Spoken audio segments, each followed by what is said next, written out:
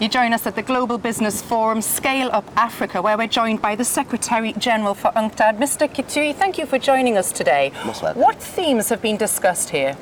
Well, broadly, the issues of how to strengthen on momentum that started in Africa about a decade ago, both in terms of new projects, infrastructure, new business opportunities in services, and the opportunities coming with Africa's regional trade integration efforts.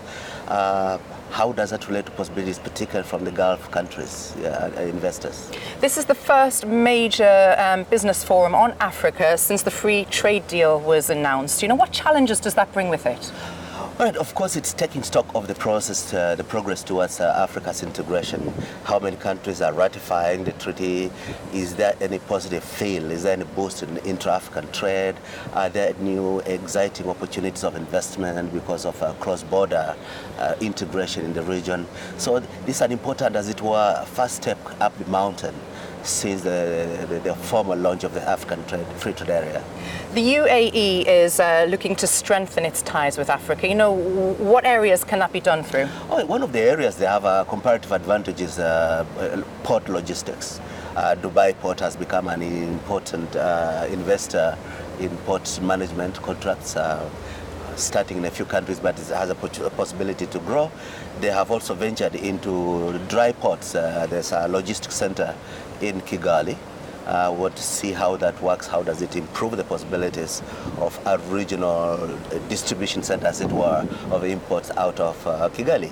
But so increasingly also, that UAE has been looking to what services, what investments can be done in Africa. We should look also at how can you build capacity for Africa to export to the rest of the world. I think this is a direction that a lot of us, I think, partnerships to improve productive capacity in Africa, as well as growing Africa's consumer market. Heightened uncertainty and escalating tariff tensions between US and China is affecting the maritime industry. Can you tell us just to what degree that is impacting it? In a number of significant ways. My organization publishes the Global Maritime Trade report, and our global report for 2019.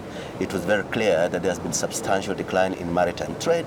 Secondly, our global investment monitor showed a $35 billion decline in Chinese exports to the US in the first half of 2019. And we're tracking who are gaining: Vietnam, Mexico, Canada, and partly European Union. But most significantly, African countries which were in some niche market upstream in the products that end up in the American market are disrupted in the global value chains when they get shortened and rerouted. So the challenge of how to realign themselves to be able to optimize market access, they are caught in a cold war that they did not define, and it's hurting them. With a global economic slowdown, you know, what risks does that bring with it? A number of things. The slow recovery starts fading. We are seeing stagnation in global investment, FDI flows. We are seeing stagnation in manufacturing growth. The only growing phenomenon really is digital economy, electronic commerce. But many countries that need to start building quality jobs, particularly through manufacturing, as a first step towards integration gainfully in the global economy, are having to stall their plans. And it will translate into a challenge of employment eventually.